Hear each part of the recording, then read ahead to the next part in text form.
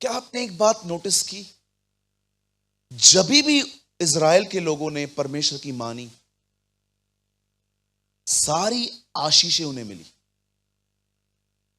पर जब भी उन्होंने खुदा के खिलाफ कुछ किया, सारे कर्सेस भी आए।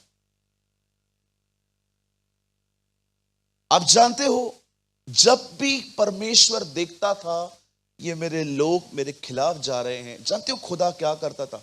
खुदा कभी उन्हें मारने के लिए नीचे नहीं उतरता था, वो सिर्फ अपना हाथ उनके ऊपर से उठा लेता था और खुद अन्य जातियां उनसे लड़ती थी और वो हार जाती थी। आप पढ़ के देखिए, इज़राइल कोई भी लड़ाई अपनी ताकत से नहीं जीतता था, हमेशा वो परमेश्वर की मदद से जीतते थे। और जब परमेश्वर वहां से निकल जाता था, ये लोग हार जाते थे। इसीलिए दाऊद को यह सीक्रेट पता चल गया, इसलिए हर युद्ध में वो परमेश्वर का हाथ मांगता था। एक रहस्य है। एक टाइम ऐसा आया जब खुदा ने इन लोगों को बहुत समझाया, मेरे खिलाफ मत जाओ, मैं छोड़ दूंगा, तुम कहां के भी नहीं रहोगे। यीशु ने नए नियम में भी सेम बात कही, अगर नमक ही खराब हो जाए तो तुम उसे किस चीज से नमकीन करोगे। और एक समय ऐसा आया जब परमेश्वर ने इन लोगों पे गिव अप कर दिया और परमेश्वर ने डिसाइड किया, ये गुलामी से निकल के आए थे ना, अब मैं इन्हें वापस गुलामी में भेज दूंगा। इस बार सिर्फ फर्क इतना था कि देश और राजा अलग था बस। पहले फिरौन और मिस्र था, अब नबूकदनेस्सर और बेबीलोन था। अब ये लोग वहां से निकलकर वापस आए 70 साल के बाद। 70 साल के बाद जब ये लोग वापस आए तो यरूशलेम खंडर बन चुका था, तबाह हो चुका था।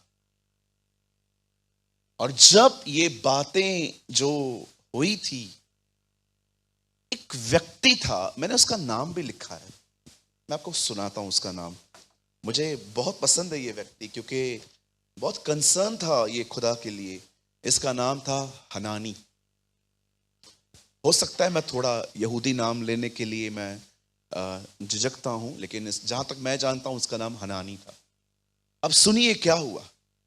ये लोग गुलामी से निकलकर आए हैं और इनका पूरा नगर खराब पड़ा हुआ है।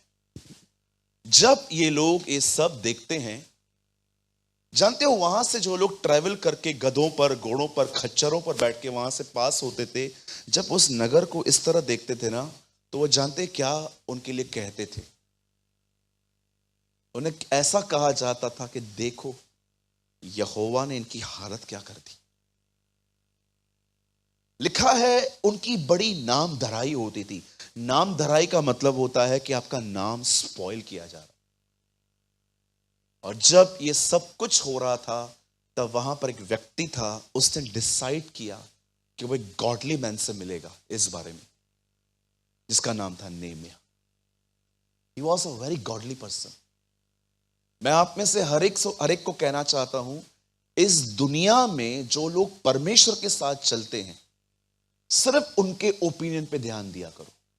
बाकी लोगों की बकवास, अंधकार में चलने वाले लोग आपको कुछ भी कहते हैं, प्लीज उन्हें सीरियसली मत किया करो। जस्ट या ये बात जान लो, इनके ओपिनियन सिर्फ और सिर्फ डस्टबिन में डालने के लिए होते। मुझे आप सामने सुना के जाओगे ना, मैं हां हां करूंगा। अगर आप खुदा के साथ चलते हो ना, मैं आपको सच कहता हूं, मैं आपके ओपिनियन पे बड़ा ध्यान दूंगा। लेकिन जो लोग परमेश्वर के साथ नहीं चलते हैं, मैं आपको कहना चाहता हूं, उनका ओपिनियन आपके अंदर नहीं बैठना चाहिए। Just use and throw. आप जानते हो, he was a godly man. वो एक ईश्वरीय भक्त था। मेरी बहुत जो शुद्ध हिंदी वाली बाइबल है ना, उसमें लिखा है वो एक ईश्वरीय भक्त था। इंग्लिश में लिखा है ही वॉज अ गॉडली पर्सन। अब देखो उसके पास लोग आते हैं, और मैं अगर नहीं बोल रहा हूं तो वहां लिखा है हनानी। यस, ये हनानी है। अब हनानी आता है, बोलिए हनानी।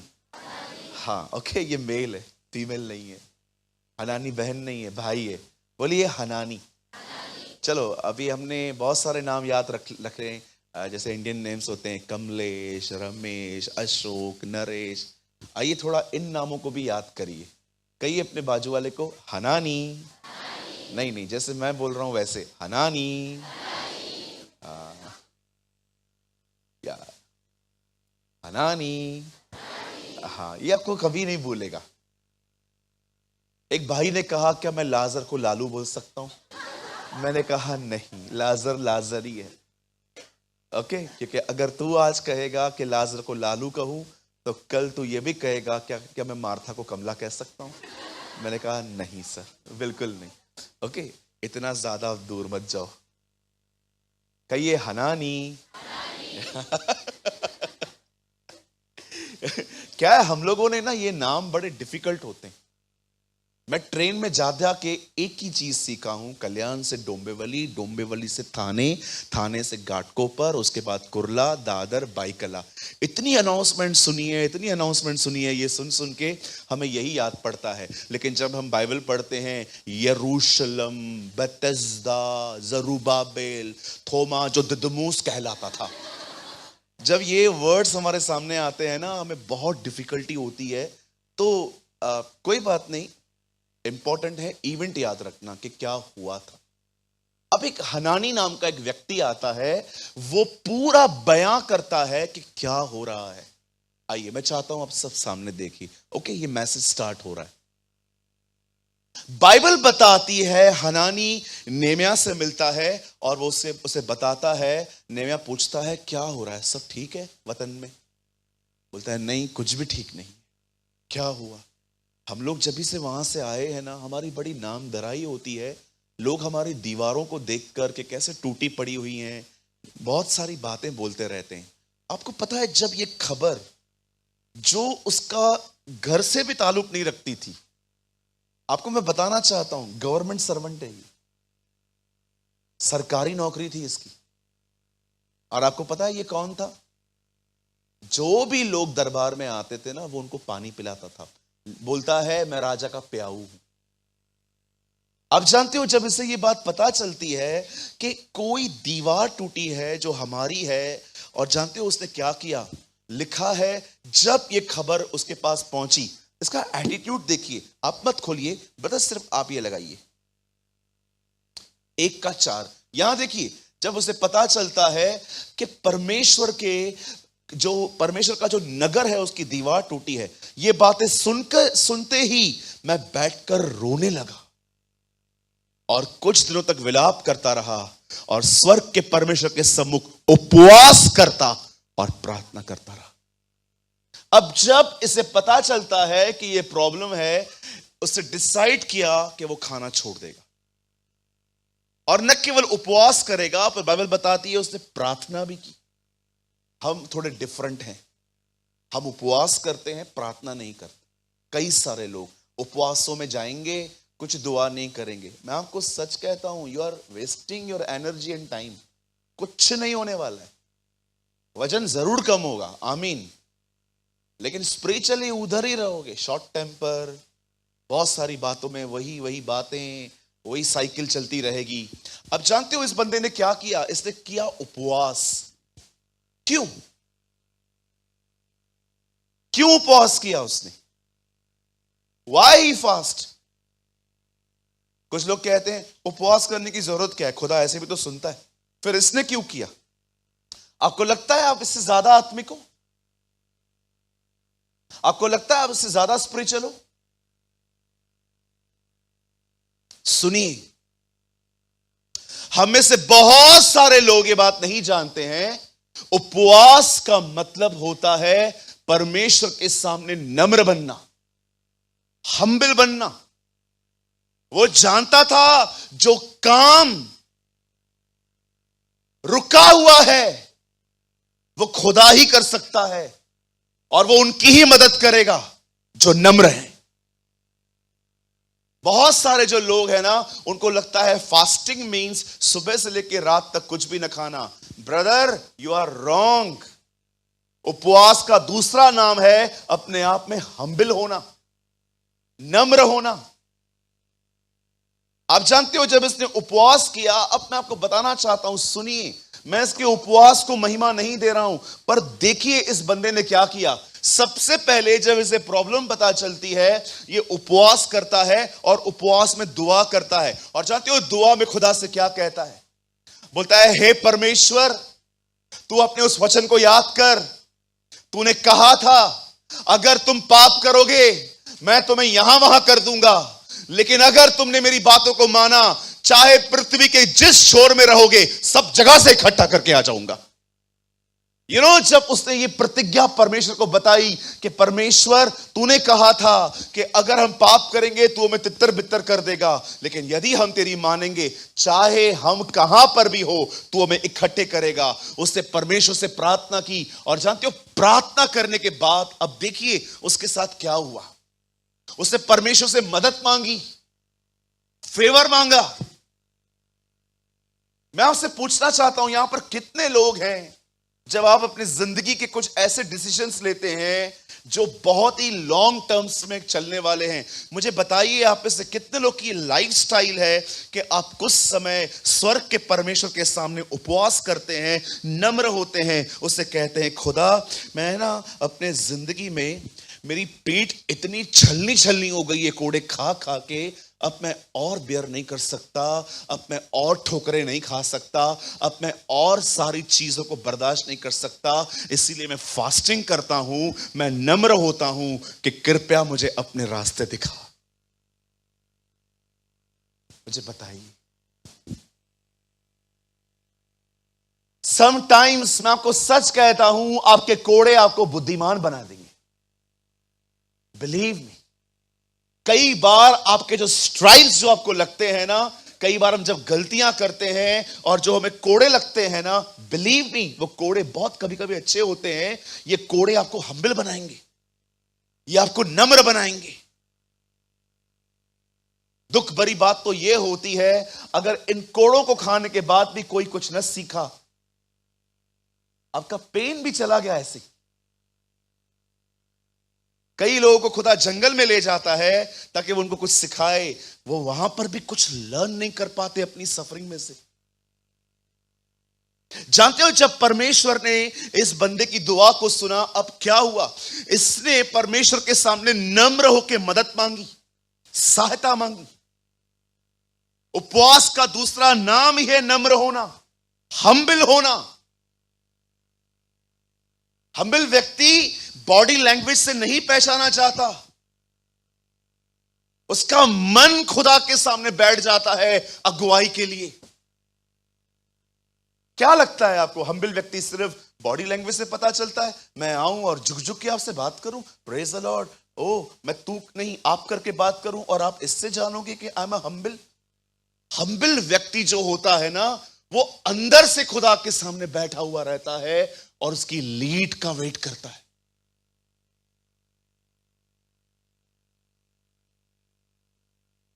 काश ये चीजें आपको इनसाइट पता चलें जो मैं कह रहा हूं, जो मैं समझा रहा हूं। अगले दिन ये राजा के सामने जाता है, और जानते हो जैसे ये राजा को इस बार पानी पिला रहा था, पता नहीं क्या हुआ राजा को, राजा का ध्यान ग्लास पर नहीं इसकी शक्ल पे गया और उसको देखा। बोलता है तू बीमार है? नहीं। तो फिर उदास क्यों है? इससे कैसे पता चला ये उदास है? बोलता है तू तो रोगी भी नहीं है। आप पढ़ के देखिए, वहां पर पूरी बातचीत लिखी हुई है। जानते हो नेहमिया क्या कहता है? अगर मेरे पुरखों का वो शहर बिगड़ा हुआ है तो मैं उदास क्यों न रहूं? वो नगर जहां पर मेरी पुरखों की कब्रें हैं, जहां पर इब्राहिम, इसहाक और याकूब रहते थे, जहां पर मेरे बाप दादाओं को मार दिया गया, जहां पर शहीद हुए थे लोग, अगर वो नगर उजड़ा हुआ है तो मैं खुश नहीं रहूं? मैं खुश रहूं? तब राजा बोलता है, बोल क्या मांगता है? बोलता है बस मुझ पे कृपा कर दे, मुझे वहां जाने दे कुछ लोग। रानी बाजू में बैठी थी, रानी उससे पूछती है वापस कब लौटेगा? बोलता है वो मुझे नहीं पता है, लेकिन प्लीज मुझे जाने दो। आप जानते हो उसके बाद वो क्या कहता है? बोलता है मुझे एक लेटर भी लिख के दो, मुझे वहां पर कुछ मटेरियल चाहिए, दीवारों के लिए लकड़ियां चाहिए वगैरह वगैरह। सब कुछ बनाकर वो उसको लेटर वगैरह बना के उसको रवाना करता है। सुनिए, जब परमेश्वर का अनुग्रह आएगा, बिलीव मी, तब मनुष्य का अनुग्रह भी साथ आएगा। When the grace of God will come, automatically the grace of man also come. इसीलिए कलाम कहता है यीशु परमेश्वर और मनुष्य के अनुग्रह में बड़ा हुआ। पढ़ा है आपने? चैप्टर 2 ल्यूक में लिखा है। आपको पता है परमेश्वर का अनुग्रह क्या होता है और मनुष्य का अनुग्रह क्या होता है? परमेश्वर का अनुग्रह मतलब कि उसने ठान लिया वो आपकी मदद करेगा। और जानते हो कैसे? वो आपके साथ कुछ लोग देगा जो आपको फेवर करेंगे। जब परमेश्वर का अनुग्रह आएगा ना, तो साथ में मनुष्य का अनुग्रह भी आएगा। ये ट्विंस हैं। एसाव आएगा तो याकूब भी आएगा। यस, बाइबल में बहुत सारे ट्विंस वर्ड हैं, आपको पता है? कभी वो अलग नहीं हुए। तू अपने परमेश्वर से अपने सारे मन, प्राण, शक्ति, बुद्धि से प्यार कर और अपने पड़ोसी को अपने समान प्रेम कर। ट्विंस वर्ड है ये, कहां पर भी पढ़ लो आपको साथ में मिलेंगे। और कलाम कहता है जैसे परमेश्वर ने जोड़ा है उसे मनुष्य अलग न करे। बहुत सारे आज हमारे प्रचारक भाई वचनों को अलग अलग करते हैं, है ना? वो एक ही हिस्सा बताते हैं। जिसे परमेश्वर ने जोड़ा है उसे इंसान अलग न करे। ब्लेसिंग बताते हो ना, कंडीशन बताते हो आप। मैं एक चर्च में था, एक पास्टर जी मुझसे पहले प्रचार कर रहे थे और उन्होंने कहा अपना हाथ उठाइए। सबने हाथ उठाया, मैंने भी उठाया और उन्होंने कहा बोलिए कलाम में लिखा है। हाँ, कलाम में लिखा है जो मांगो तुम्हारे लिए हो जाएगा। मैंने हाथ नीचे कर दिया। उन्होंने मुझे देख लिया। मीटिंग के बाद वो कहते हैं ब्रदर आपको मुझसे कुछ प्रॉब्लम है? मैंने कहा brother I love you but I am not agree with you. क्यों? मैंने कहा आप बोलते हो जो मांगो तुम्हारे लिए हो जाएगा, ये किधर लिखा है? बोला ये देखो यूहन्ना 15:7 में लिखा है जो मांगो तुम्हारे लिए हो जाएगा। मैंने कहा पूरा पढ़ो। यदि तुम मुझ में बने रहो और मेरा वचन तुम में बना रहे तो तुम जो चाहो मांगो तुम्हारे लिए हो जाएगा। अच्छा, अभी इधर कोई आया हुआ है, उसको बेबी नहीं होता। दीदी आपको बेबी नहीं होता, समझो। नहीं भैया मेरे पास 5 हैं, इतने हैं, बाहर बिठाना पड़ रहा है तुम्हें। अगर आपको बेबी नहीं हो रहा और मैं आपको कहता हूं जो मांगो हो जाएगा, आपको पता है मैं आपके इमोशंस के साथ गेम खेल रहा हूं। अभी आप यहां से होप लेके जाएंगे, मैंने आपको आधा बताया ही नहीं। बहन पहले खुदा में बढ़। बाइबल में लिखा है वो तेरे मनोरथों को पूरा करेगा। उससे पहले क्या लिखा है? यहोवा को अपने सुख का मूल जान, वो तेरे मनोरथों को पूरा करेगा। आप जानते हम लोग है ना, सच्ची बोलता हूं, वो शर्ट देखा होगा ना, जब टेलर शर्ट कपड़ा सीते हैं तो बहनें खड़ी हो जाती हैं, ये काट दे, ये काट दे, ये काट दे। बहन बचा क्या दूं? या कभी कभी आपने देखा होगा हम लोग है ना हर चीज पे कटिंग करते रहते हैं। बहुत सारे कट्स लगते हैं, बहुत सारी चीजों में हम कट मारते हैं। कई बार हम जब प्रचार भी करते हैं ना, हम लोगों को सिर्फ प्रतिज्ञा बताते हैं, कंडीशन क्यों नहीं बताते? अब आपको पता है क्या होगा? वो बहन को अगर बच्चा नहीं हुआ ना, वो हमारे खुदा को झूठा समझेगी।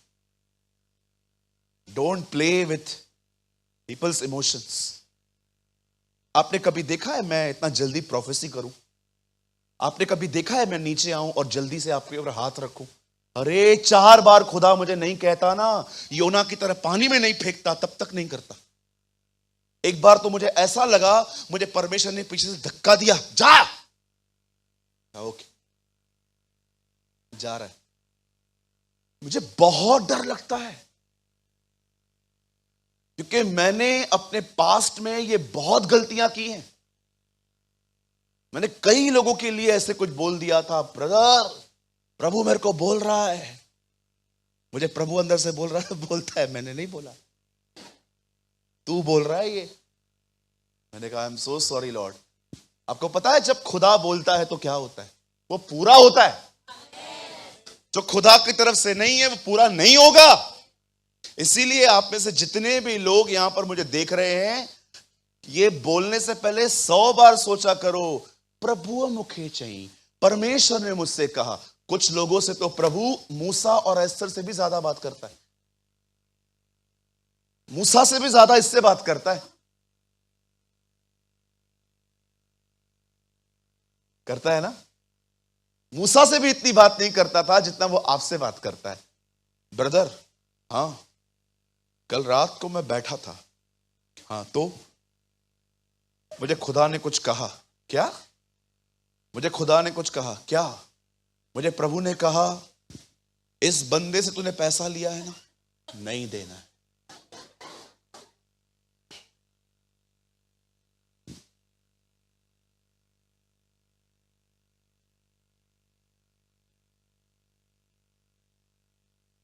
समझो कोई बहन मिल रही है और कह रही है, बहन आपको पता है मैं खुदा के कितनी करीब हूं। कितनी? कल मैं दुआ कर रही थी,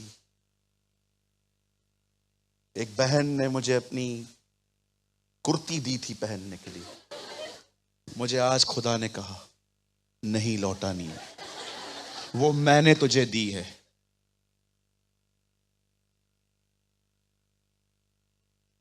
अरे लालचियों, ये खुदा हो सकता है? मैं एक आदमी का किताब लेके आया था पढ़ने के लिए 7 दिन के लिए। 8वें दिन मुझे प्रभु ने कहा वापस लेके आ। मैंने प्रभु से कहा पूरा भी नहीं हुआ है। प्रभु ने कहा तेरी दिक्कत है, जा वापस लेके आ। फिर मैं उस भाई के पास गया, इंग्लिश अब्रॉड की किताब थी वो। मैंने उसको कहा ब्रदर ये आपकी किताब। मुझे बोलते हैं आपने पढ़ भी ली? मैंने कहा नहीं ब्रदर आप पढ़िए, मैं कभी आपसे लूंगा। उन्होंने कहा आप लेके जाओ वापस, आप पढ़ के दो। मेरे मन में पीस था, मेरे अंदर शांति थी। और जानते हो जब मैंने किताब कंप्लीट की और मैंने उनको वापस की, मुझे क्या बोला? बोला मुझे नहीं चाहिए, अब रख लो। मैंने प्रभु से कहा जब यही मुझे देना चाहता था कि जब ये मुझे देना चाहता था तो तू मुझे क्यों परेशान कर रहा था प्रभु? मुझे परमेश्वर ने कहा जो छोटी छोटी बातों में विश्वास योग्य है वो बड़ी बड़ी चीजों का अधिकारी बनता है। याद रखिए, खुदा है ना बहुत छोटी छोटी बातों में परखेगा। आपने तौलिया पूरा गीला करके फेंक दिया, अब आपको क्या लगता है ये तो लेडीज का काम है, उठाएगी। हम लोग घर पे आते हैं चप्पल सॉक्स कहां भी फेंक देते हैं। करते हैं भाई लोग? नहीं करते? करते? हाथ मत उठाओ, इधर से ही जूता आएगा। करते? हाँ, वॉशरूम जाते हैं कई बार, ठीक से पानी भी नहीं गिराते वहां पर। आपको पता है, आपको लगता है मैं मजाक कर रहा हूं, मैं आपको सच कहता हूं खुदा आपको कभी बड़ी बड़ी बातों में नहीं परखेगा।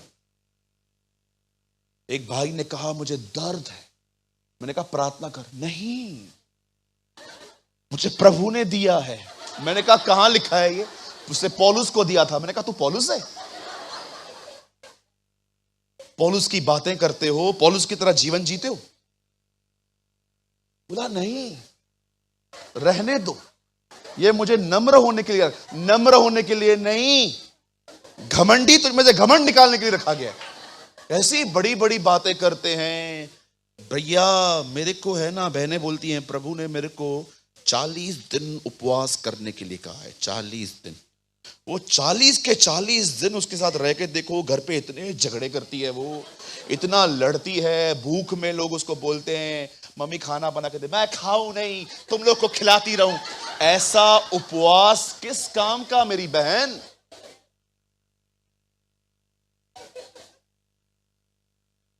सोचो गौरंग डिसाइड करे 40 डेज फास्टिंग की। आमीन बोलिए सब। समझो गौरंग 40 दिन उपवास प्रार्थना करे और वो घर पे आए जॉब से, जैसे नौकरी से आया, आंटी ने उसको बोला तेरा फास्टिंग चालू है ना? हाँ। तूने कुछ खाया है? फास्टिंग में कुछ खाते हैं? आंखें देखो। तू इतना चिड़चिड़ा क्यों है? तू बातें ही ऐसी करती है। चल ठीक है, एक वक्त का तो खाना खाना है ना, क्या खाएगा बोल? जहर दे दे, खाऊं? वैसे भी कल भाई बोलता है यीशु आने वाला है, मैं आज ही चला जाता हूं। ऐसे उपवास किस काम के, जो इतने चिड़चिड़े होके रखे जाते? किसने कहा आपको? परमेश्वर ने कहा 40 दिन का उपवास, और आपको लगता है वो आपको उपवास करने के लिए कहेगा और आपको ताकत भी नहीं देगा? हमारे प्रभु को आपने देखा और हवा को देखा। हवा बहन को भूख भी नहीं लगी थी, फिर भी नौटंकियां करके खा रही है। लेकिन हमारे खुदा को भूख लगी थी, फिर भी नहीं खा रहा है। जानते हो क्यों? आई डोंट नो, मैं किसी दिन आपको समझाऊंगा। लिखा है वो आत्मा से भरा हुआ जंगल में गया और सामर्थ्य से भरा हुआ निकला। One day I will teach you the Holi spirit is different and the power is different. ये दोनों चीजें अलग है। कुछ लोग पवित्र आत्मा से भरे हुए हैं, सामर्थ्य से नहीं। They have a good in nature, उनका स्वभाव बहुत अच्छा है, लेकिन सामर्थ्य नहीं है उनके पास। They don't have the power of the lord. आप जानते हैं इस बंदे के साथ क्या हुआ? आइए, मैं मैसेज में ही हूं, डोंट वरी। ये चीजें समझानी बहुत जरूरी थी, क्योंकि लोग है ना बहुत सारी अनगॉडली थिंग्स को भी गॉडली समझ लेते हैं। सुनिए मेरे पीछे, बोलिए, कहिए, जब प्रभु उपवास करने के लिए कहेगा तो वो ताकत भी देगा। यहां पर कितने लोग हैं जिनको 5 दिन में एक बार भी भूख ने परेशान नहीं किया? बहुत होंगे, लिख के देता हूं, बहुत लोग होंगे। आज भी दोपहर को इनको मत दो, कुछ नहीं बोलेंगे। नहीं ब्रदर, ऐसा नहीं है, आप मुझे ज्यादा ही आत्मिक समझ रहे हो। ऐसा कुछ नहीं है, मैं तो उल्टा सोच के आया था आज मैं 2 लेके जाऊंगा। हमारे लोग बहुत अच्छे हैं, है ना? काश ये गलतफहमी ना हो। सुनिए, यहां देखिए, यहां देखिए, यहां देखिए। बाइबल बताती है कि जब वो राजा के सामने गया, राजा ने कहा, क्या मांगता है बेटा तू? बोलता है, मेरे पुरखों का नगर, जहां पर मेरे पुरखों की कब्रें हैं, जहां इब्राहिम, इसहाक और याकूब था, जहां पर यहोशू था, वहां लिखा नहीं है, लेकिन वो कहता है वो नगर जो मेरे पुरखों का था वो खत्म हो चुका है। मैं उदास क्यों ना रहूं? मैं आपसे एक बात पूछना चाहता हूं। मुझे पता है इस बात में अगर यहां पर 6-7 लोग भी इंटरेस्ट लेना, मैं बहुत प्रभु को धन्यवादी हूं। मैं आपसे पूछना चाहता हूं, आपको अपने नगर पे तरस आता है? हाँ, मैं एक होटल में रह रहा था, मीटिंग थी मेरी वहां पर। ठंड में मेरी होटल के नीचे एक व्यक्ति मर गया। मैं नीचे उतर रहा था प्रचार करने के लिए, एम्बुलेंस एक आदमी को उठा रही थी। 80-85 साल का बूढ़ा व्यक्ति था। मैंने किसी से पूछा क्या हुआ? बोलते हैं रात को ठंड में सो गया, बगैर कुछ पहने हुए, लंग्स में कुछ हो गया, ऑफ हो गया। मैं इतना अपसेट था उस दिन। मैं प्रभु को कह रहा था, उसको गॉस्पेल मिला था क्या?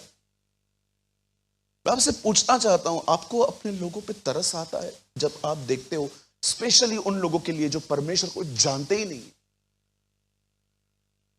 मैं कल मुंबई में बता रहा था, खुदा यूसुफ से ज्यादा उसके भाइयों से प्यार करता था, इसीलिए वो उन्हें कहता है, यूसुफ कहता है, तुमने मुझे नहीं, खुदा ने मुझे यहां बेचा ताकि तुम्हारे प्राण बचे।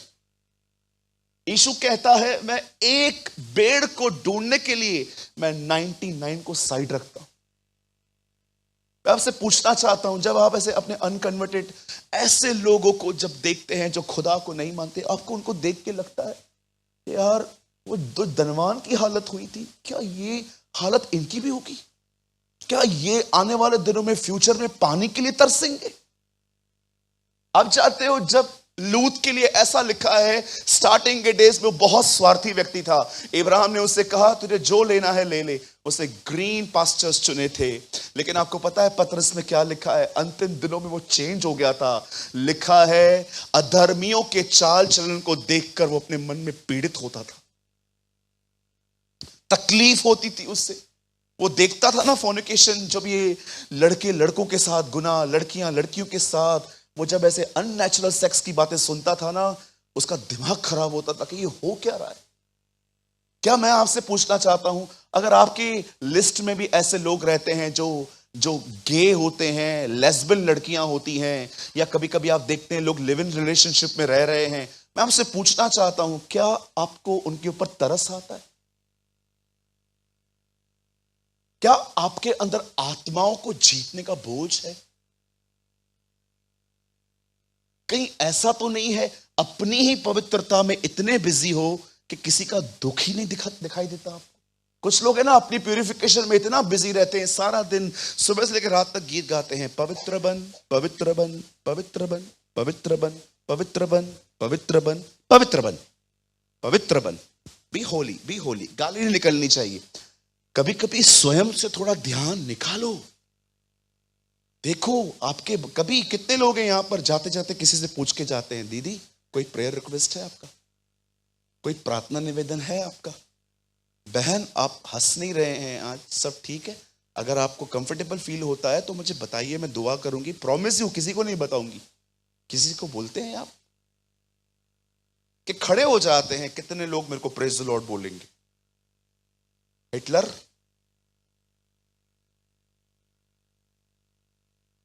सीखो इन लोगों से, लर्न। मैं बहुत घाई और जल्दी में बोल सकता हूं, लेकिन मैं बहुत स्लो बोल रहा हूं आज। जानते हैं जब इस बंदे को वहां से पत्र मिल गया, अब ये इजराइल आया, और आपको पता है इजराइल के अंदर जब ये वहां पर गया, इसे सब कुछ देखा और अपना जो विजन था, जो अपना बोझ था, उसने कुछ भाइयों के साथ शेयर किया कि मैं तुम्हें बताना चाहता हूं कि स्वर्ग के परमेश्वर ने मेरे अंदर क्या उपजाया है। मैं बैठा था, हनानी आया, मुझे बर्डन आया, मैंने उपवास रखा और आज मैं आया हूं, चलो हम इस दीवार को बनाएंगे। और आपको पता है एक एक व्यक्ति का, जिन्होंने उसकी दीवार को बनाने में मदद की थी, एक एक व्यक्ति का नाम है। क्यों? हेलो, नाम क्यों है? अपने दाहिने हाथ को उठाइए, कहिए वह अपने लोगों के परिश्रम को कभी नहीं भूलता। यस आमीन। वो अपने लोगों की मेहनत को कभी नहीं भूलता। तुमने चेयर साफ की है, तुमने दरिया बिछाई है, तुमने ये किया है, तुमने वो किया है, विश्वास करो अगर आपने किसी को ठंडा कटोरा ग्लास भी पिलाया है ना, तुम्हारा खुदा तुम्हें कभी नहीं भूलेगा। एक एक व्यक्ति का नाम है, लिखा है जिस जिसके घर के सामने थी। एग्जाम्पल दूं, मैं यहां बैठा हूं, सूरज प्रेमानी, मेरी हमने दीवार टूटी हुई है, वहां लिखा है ये जो हिस्सा था सूरज ने बनाया। बिल्कुल मेरे बाजू में पीटर का घर है, आगे की मरम्मत पीटर ने की। उसके बाद आगे लिखा हुआ है, अमन भाई यहां पर बैठे हुए, आगे की मरम्मत अमन ने की। आपको पता है जिन जिन घर के सामने दीवारों के सामने रहते थे, सबने अपना अपना हिस्सा बनाना शुरू कर दिया। एक एक का नाम आया है वहां पर, आप पढ़ के देखिए। परमेश्वर कभी आपके परिश्रम को नहीं भूलता। इसलिए पौल कहता है हमारा मसीह में किया गया परिश्रम कभी व्यर्थ नहीं जाएगा, हर दुआ का उत्तर आएगा। कहिए मेरा परिश्रम कभी व्यर्थ नहीं जाएगा। दोबारा कहिए। और आप जानते हैं जैसे ही इन्होंने दीवार बनाना शुरू की, अब मैं आपको बताना चाहता हूं, भैया 4 का 14 लगाइए। अब उन्होंने दीवार बनाना चालू की।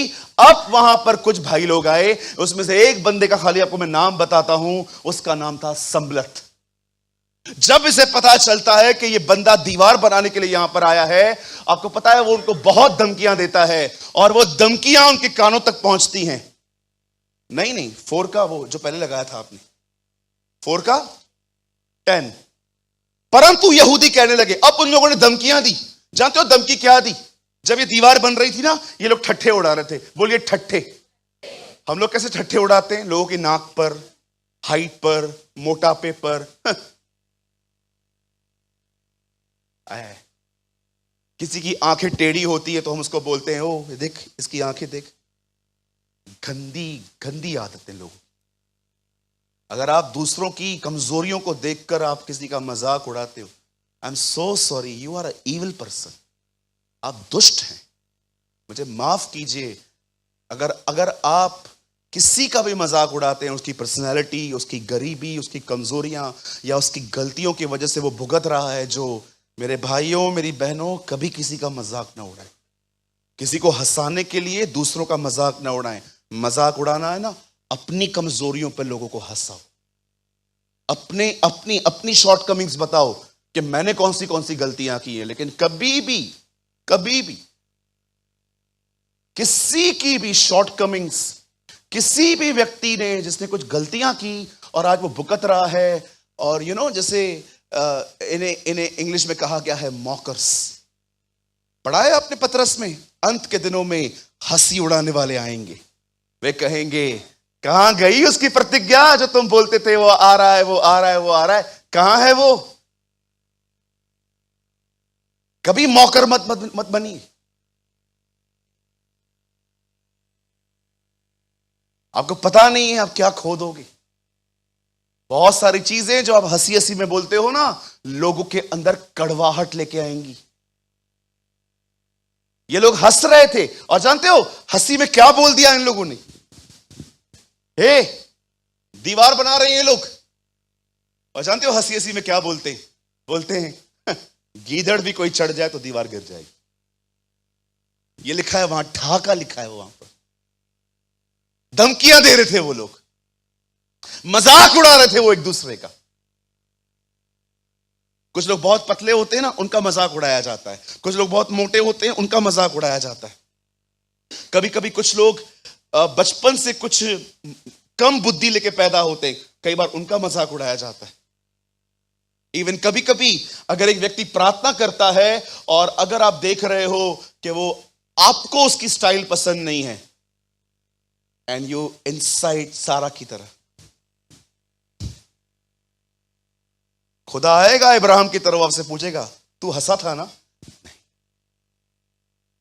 मैंने देखा तू हंसा था, मैं मन में हंसा था। हंसी थी ना वो?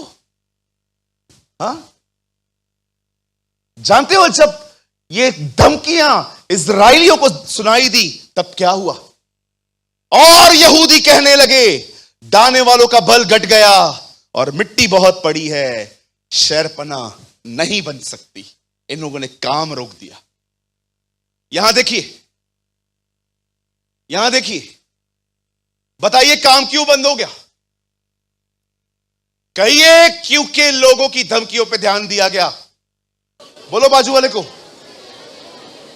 यस, दौड़ने वाले लोग चलना शुरू कर देते हैं जब वो धमकियों पे ध्यान देते हैं, जब वो लोगों की बकवास बातों पे ध्यान देते हैं, जब उन लोगों को लगा कि ये लोग हमें मारने पीटने के लिए आने वाले हैं। लिखा है वे डर गए।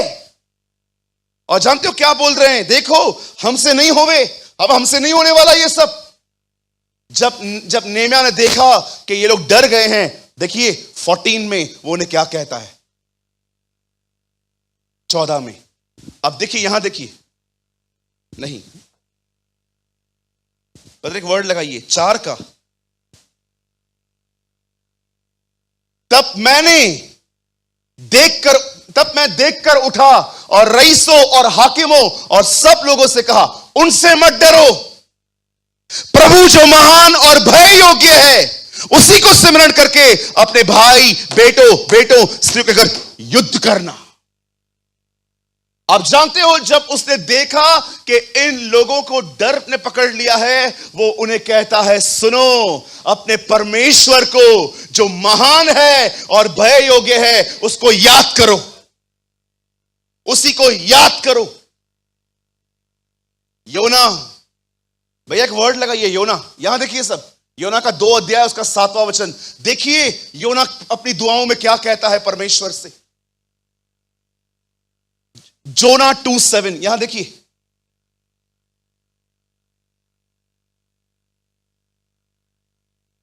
पास ब्रदर, जब मैं मूर्छा खाने लगा तब मैंने यहोवा को सिमरण किया और मेरी प्रार्थना वरन तेरे पास तेरे पवित्र मंदिर में पहुंच गई।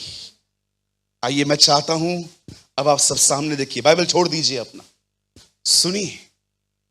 जानते हो जब नेहम्याह ने देखा कि दीवार का काम रुक गया है, तब वो उन्हें कहता है अपने परमेश्वर को सिमरण करो। क्या होता है परमेश्वर को सिमरण करना, आपको पता है?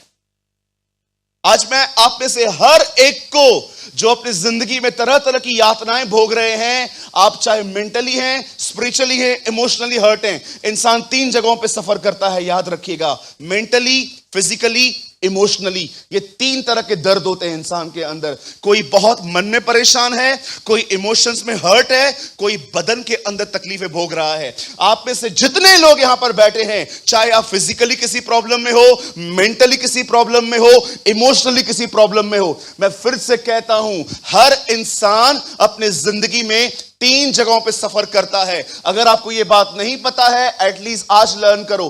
पहले वो सफर करता है मन में, दूसरा वो सफर करता है इमोशंस में।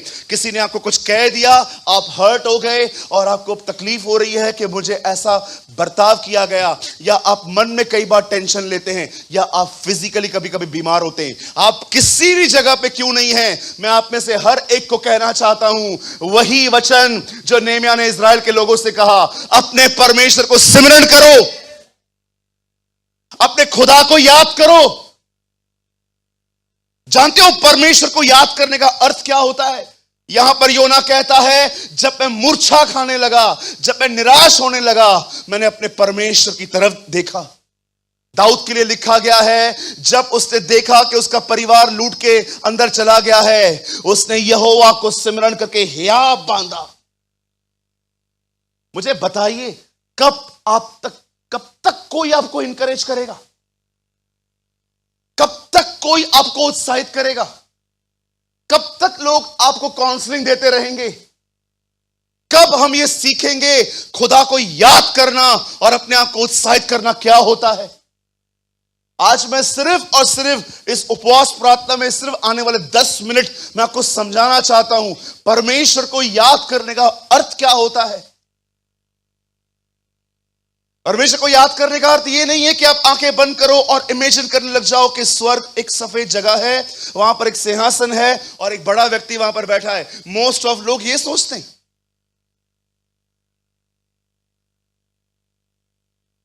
कभी कभी लोग passion of the Christ movie सुन लेते, गीतों के समय वो इमेजिन करते हैं, ओ यीशु ने मेरे लिए मरा, लेकिन ये इससे बढ़कर है। जानते हो उसने क्या कहा? 14 लगाइए, बेटर फास्ट। वो यहां कहता है, तब मैंने उनसे कहा, डरो मत, प्रभु जो महान और भय योग्य है उसी को याद करो। आपको पता है इसके बाद क्या हुआ? कलाम कहता है, यह काम फिर से शुरू हो गया और पूरा भी हुआ। लेकिन उससे क्या कहा गया? खुदा को याद करो। अब सुनिए, परमेश्वर को सिमरन करने का अर्थ क्या होता है। मैं आपसे पूछना चाहता हूं, क्या आपके पास कोई ऐसी नोटबुक है जिसमें आपने लिखा है कि उसने आपके लिए आज तक क्या क्या किया है? मुझे बताइए, do you have a book? आपके पास कोई बुक है? क्या आपने लिखा है? जब वो कहते हैं परमेश्वर को याद करो, तो याद रखना, सबसे पहले आपको यह देखना चाहिए कि खुदा आपको कहां से लेके आया। वो आपको कहां से लेके आया। मेरे भाइयों, मेरी बहनों, कभी आपको अंदाजा भी है, अगर वो आपकी मदद नहीं करता, आप कहां होते आज? कोविड में कितने लोग बीमार पड़े, आपको पता है? हमारे कलीसिया के अंदर मरने के कगार पे आ गए थे कुछ लोग। ऐसी तकलीफें हुई उन्हें। मुझे बताइए मेरे भाई, किसने तेरी जिंदगी बचाई? क्यों जिंदा है तू आज? क्योंकि खुदा चाहता था कि तू जिंदा रहे। बहुत सारी बहनें हैं, आपको परमेश्वर कहां से लेके आया। कितनी भाई बहन है यहां पर जो सदैव परमेश्वर को हर दिन हाथ उठा उठा के उसको कहते हैं, धन्यवाद परमेश्वर, तू मुझे कहां कहां से ले आया। हर सबत के दिन वे लोग शनिवार के दिन अपने घर में बैठते थे, चूल्हा नहीं जलाते थे। जानते हो वो घर पे बैठ के करते क्या थे? वो घर बैठकर याद करते थे कि परमेश्वर कैसे हमें मिस्र की गुलामी से निकाल के ले आया था। ये बाइबल बताती है, कई बार जब वो गुनाह करते थे, खुदा उन्हें कहता था, क्या तुम नहीं जानते मैं तुम्हारा वही खुदा हूं जो तुम्हें मिस्र से निकाल ले आया। बहुत सारे जो लोग हैं ना, आज उनको अच्छे से याद है कि कितनों ने पैसा लेके वापस नहीं किया, कितनों ने क्या किया। उन्होंने हर तरह की नॉनसेंस अपने किताबों में लिखी है। मैं आपसे पूछना चाहता हूं, क्या आपको परमेश्वर की भलाइयां याद है? हाँ, जरा सोचो, यहां तक आने के लिए पैसे नहीं होते थे, पैदल आते थे हम लोग, कुछ लोग यहां पर। डिसेंट कपड़े नहीं होते थे कुछ लोगों के पास, बीमार थे हम, तकलीफों में थे। कहां से निकाल लाया वो तुम? कभी उसकी विश्वास योग्यता आपने देखी? जानते हो परमेश्वर को सिमरन करने का अर्थ क्या होता है? उसके कामों को याद करना। हमेशा याद रखिए, न खुदा दिखता है न शैतान दिखता है, दोनों के काम दिखाई देते। आप कभी खुदा को नहीं देख सकते, अगर उसकी मर्जी हुई तो वो अपने आप को आप पे प्रकट कर सकता है। लेकिन याद रखना, ये एक सत्य है, न शैतान दिखता है न परमेश्वर दिखता है, लेकिन बाइबल बताती है दोनों के कार्य दिखाई देते हैं। अगर आप देख रहे हो कि कोई बंदा उसको माफ कर रहा है, ये परमेश्वर है।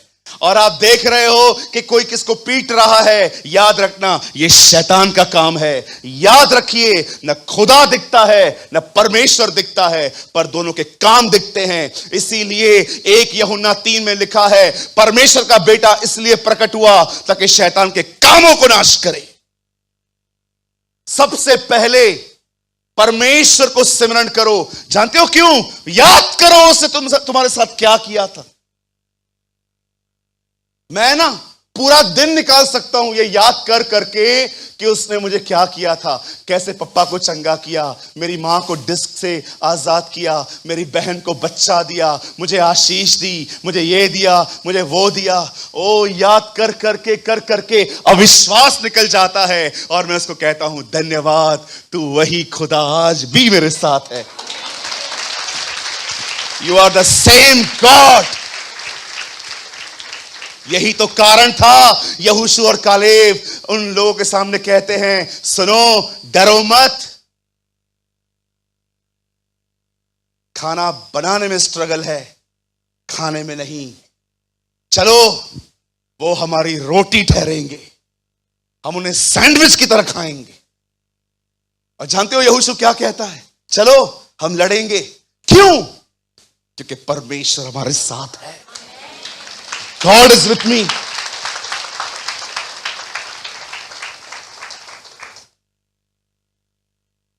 जानते हो परमेश्वर को और कैसे याद किया जाता है? These are the biblical terms. और उसे याद किया जाता है उसकी प्रतिज्ञाओं के साथ। जब आप अपनी जिंदगी में टफ सिचुएशंस फेस करते हो, कठिन समय करते हो, आप जानते हो क्या होता है? आप उसकी प्रतिज्ञाओं को याद करते हो, उसके किए हुए प्रॉमिसेस को याद करते हो।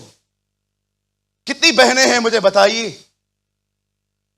अगर आपको बेबी नहीं होता तो आप उसे हर दिन कहते हो, you are the God of Ibrahim, तो इब्राहिम का खुदा है।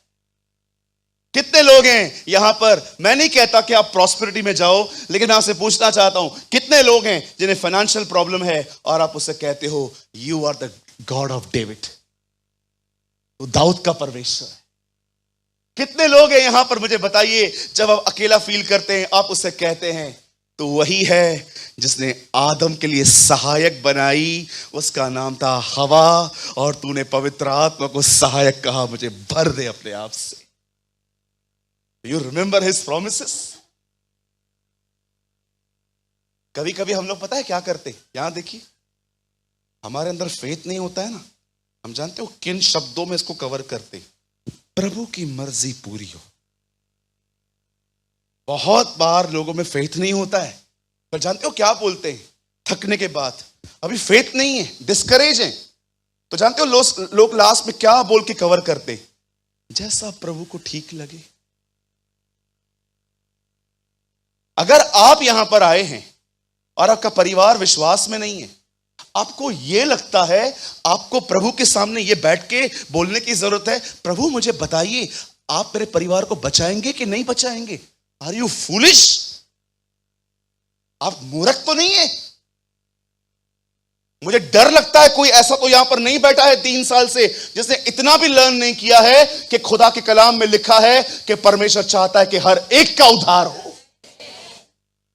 आपको यह पूछने की जरूरत है? नो। आपको उसकी प्रतिज्ञा पर विश्वास करने की जरूरत है। परमेश्वर नहीं चाहता कि हम में से कुछ लोग सिर्फ यह विश्वास करें कि वो है, पर वो ये चाहता है कि हम में से हर कोई ये विश्वास करे कि वो अपनी प्रतिज्ञाओं को पूरा करता है। आज हमारे पास एक ऐसी पीढ़ी है जो विश्वास तो करती है कि परमेश्वर है, लेकिन उसके पास यह विश्वास नहीं है कि परमेश्वर अपनी प्रतिज्ञाओं को पूरी करता है। आप जानते हो, इन लोगों में डर आ गया। तब उन्हें कहा गया याद करो अपने परमेश्वर को। इन लोगों ने इमेजिन नहीं किया ओ स्वर्ग में एक व्हाइट ग्लोरी है, वहां सिंहासन पर कोई बैठा है। ये तो सिर्फ आपको इमोशनल कर सकता है कुछ सेकंड्स के लिए। आपको पता है, इससे अगर आप यहां पर बैठे हो और आपको मैं कहता हूं परमेश्वर को याद करो, कैसे करोगे मुझे बताओ? सिमरन करो, याद करो। हाँ रुको भैया, मैं याद करता हूं। हम लोग जानते क्या करेंगे? अब हमने इमेजिन वर्ल्ड में जाएंगे। वाइट वाइट रोशनी है, सफेद सफेद रोशनी है। उधर एक बहुत बड़ा सिंहासन है, उस पे कोई बैठा हुआ है और हम उसको याद करते हैं। याद कर लिया। बाइबल में लोग उसे ऐसे याद नहीं करते थे। बाइबल में उसके कार्य याद किए जाते थे, बाइबल में उसकी प्रतिज्ञाएं याद की जाती थी, बाइबल में उसकी भलाइयां याद की जाती थी। मेरे भाइयों मेरी बहनों, आइए अपने मन से बाहर आइए और बिब्लिकल टर्म्स पे परमेश्वर को याद करना सीखिए। जानते हो आगे क्या हुआ? बाइबल बताती है दीवार बनी। अब मैं अपने संदेश के आखिरी 5 मिनट आपको कुछ उपवास के बारे में समझाना चाहता हूं। यहां देखिए, राजा मान गया, लोग मान गए, धमकियां आई, उसके बाद भी काम हुआ। हर जगह पे ये बंदा धमकियां सुनने के बाद उन्हें आंसर नहीं करता था, सीधा परमेश्वर के पास जाके उनकी धमकियों को लेके जाता था और उनको कहता था ये देख और इनके अपराध को माफ मत कर। आप पढ़ के देखिए, नेमिया उनकी धमकियां खुदा को देता था और ये लोग जब आते थे ए काम बंद कर, तब वो एक ही बात कहता था, स्वर्ग का परमेश्वर हमारे कामों को सफल करेगा। आप बिलीव कीजिए, हमारे चर्च में एक भाई हैं, वो कहते हैं मेरी वाइफ सबसे ज्यादा मेरे सामने रोती रहती है, कुछ ठीक नहीं हो रहा, हमेशा रोती रहती है। तो मैंने उनसे पूछा भैया आप क्या करते हो? वो बोलता है ये मेरे सामने रोती है, मैं उसके सामने रोता हूं। और मैं क्या करूं? बोला मेरी वाइफ मेरे सामने रोती है, मैं प्रभु के सामने रोता हूं। प्रभु इसका रोना, इसके आंसू लेके जाता हूं, प्रभु ले। आपको पता है नेमिया को जब भी धमकी मिलती थी वो क्या करता था? सीधा प्रभु के पास जाता था और उनको कहता था डील देम, टांग तोड़, हाथ तोड़, जो तोड़ना है तोड़, मुझे परेशान क्यों किया जा रहा है? और हम क्या अपना काम कर रहे हैं? What a man of God. कितने लोग हैं मुझे बताइए, लोगों के शब्दों को दिल में नहीं रख के लेते हैं, उसके पास लेके जाते हैं। देख इन्हें देख, व्हाट अ प्रिंसिपल। बहुत सारे लोग मार्था की कंप्लेन करते हो ना, मार्था ऐसी थी वैसी थी। उसमें एक ऐसी बात थी जो आजकल की बहनों में दिखाई नहीं देती है। बताऊं क्या? कहिए अपने पास वाले को, उसने मरियम की कंप्लेन सही व्यक्ति को दी।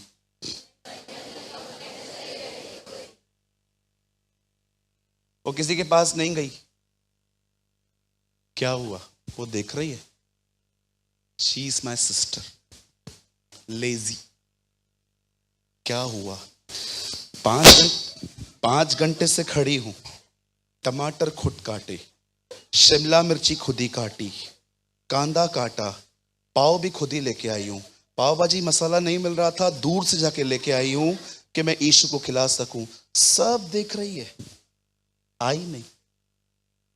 फिर दूसरी आई, वो आग में घी डालने वाली। हाँ बहन क्या हुआ? क्या हुआ दीदी, क्या बात कर रहे हो? हाँ आजा आजा, रॉकेल लेके आ। क्या हुआ? आते हैं ना कुछ लोग, सब पता होने के बाद भी क्या हुआ,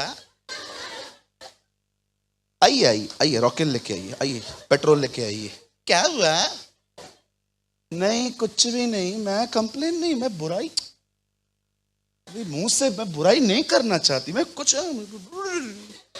ओ सो स्पिरिचुअल, बहुत आत्मिक होते हैं ये लोग। उसके बाद क्या क्या हुआ, नहीं मैं बता रही थी यीशु आया है, पाव भाजी बना के, मैं सोचा मैं खिलाऊंगी उससे, तो पाव भी खुद ही लेकर आई, पाव भाजी मसाला भी नहीं मिल रहा था। और उसके बाद वो तीसरी आई, इनकी गुरु, इन्होंने इसने टीच किया है इन्हें ये सब करने के लिए, वो आई, क्या हुआ, ये इसका एटीट्यूड थोड़ा अलग ही होता है, ये गुंडी है। अब ये आई, क्या हुआ, बोलो ना क्या हुआ, नहीं कुछ भी नहीं, हम तो जनरली बात कर रहे थे, वो बैठी हुई है। तो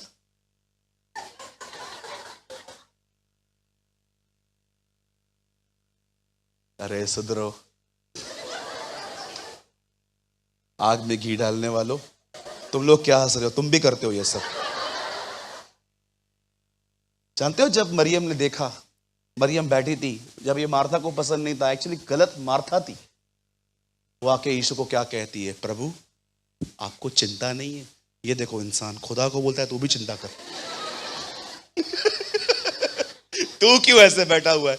कभी कभी हम लोग परेशान होते हैं। सोचो बहनों, आप जब परेशान होते हो और आपका पति जैसे ही वॉशरूम से निकलता है, उसके अंदर हेडफोन्स हैं और आप परेशान पसीने में, और वो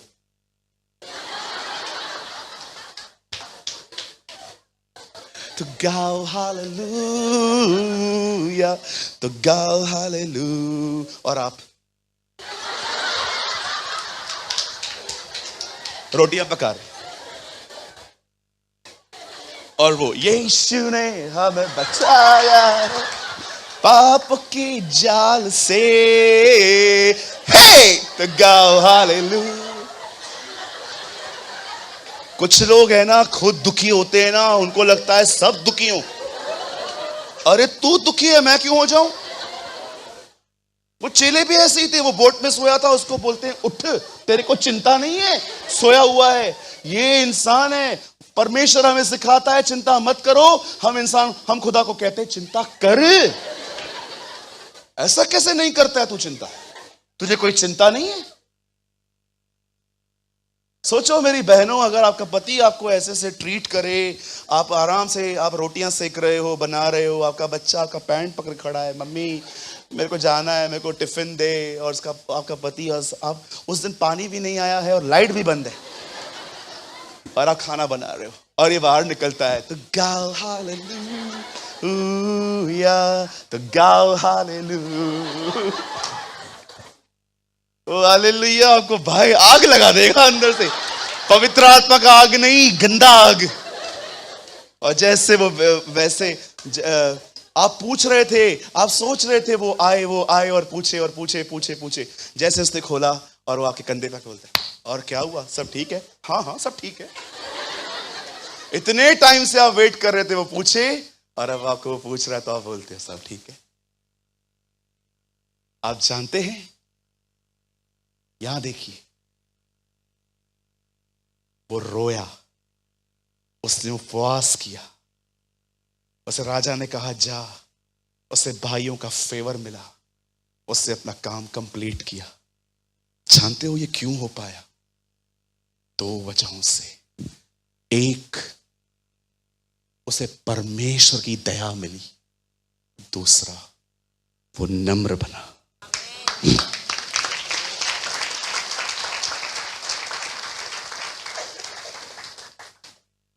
Was humble. How? Through fasting. जब परमेश्वर ने देखा इस बंदे को पता है खाने के बगैर जिंदगी नहीं चलती, इसे खाना साइड में कर दिया, साइड में रख के सिंसियरिटी शो की कि प्रभु खाने से ज्यादा इस समय आप इंपॉर्टेंट हो, आपकी मदद इंपॉर्टेंट है। जब वो इस तरह नम्र हुआ, परमेश्वर ने कहा इस आदमी को हर जगह फेवर करेंगे। ये मत सोचना कि उपवास सिर्फ खाना छोड़ना होता है। उपवास का मतलब होता है अपने तौर तरीकों से भी पश्चाताप करो। प्रभु, मैं अपने तरीकों से अब कुछ नहीं करना चाहता, हेल्प मी। आपको पता है मेरी इच्छा क्या है? ये मेरे लिए है। प्रभु मेरा गवाह है, मैं आपके सामने कहता हूं, परमेश्वर मुझे अनुग्रह दे कि मैं जब तक जिंदा हूं उपवास में लीव। मैं उपवास को महिमा या उपवास को परमेश्वर की जगह नहीं दे रहा हूं, पर अगर मेरा उपवास मुझे खुदा के इतने करीब ले जाए, मैं भूखा रहने के लिए तैयार हूं।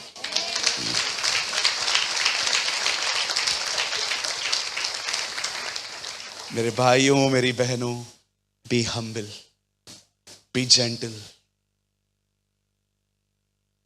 नम्र बने, नम्र बने। आने वाले दिनों में पता नहीं पब्लिकली फास्ट कब होगा, पर अपनी पर्सनली फास्टिंग कंटिन्यू रखिए। हर हफ्ते जाइए उपवास में, खुदा को पुकारिए, उसे कहिए प्रभु मैं नम्र बनता हूं, मैं दीन बनता हूं। आप देखिए ये आदमी इस रहस्य को पहचानता था और वो आशीषित हुआ, ब्लेस्ड हुआ। यीशु ने कहा जब तुम प्रार्थना करो सर पे तेल मलो। ओ जब तुम प्रार्थना करो पवित्र आत्मा से भर जाओ। तेल कौन है? पवित्र आत्मा, होली स्पिरिट। आमीन। तो कितने लोग आज ये निर्णय ले रहे हैं? अब हाथ मत उठाओ, अंदर से हाथ उठाओ, आज खुदा को दिखाओ। आज कितने लोग हैं यहां पर जो निर्णय ले रहे हैं एटलीस्ट वीक में एक दिन तो आप फास्ट करेंगे? हाथ मत उठाइए, खुदा के सामने अपनी वाचा बांध। तब मैंने देखकर उठा और रईसों और हाकिमों और सब लोगों से कहा उनसे मत डरो, प्रभु जो महान और भय योग्य है उसी को सिमरण करके अपने भाई, बेटों, बेटियों, स्त्रियों और घरों के लिए युद्ध करना। क्यों उसे याद करें? क्योंकि वो सेनाओं का यहोवा है। He is a God of armies.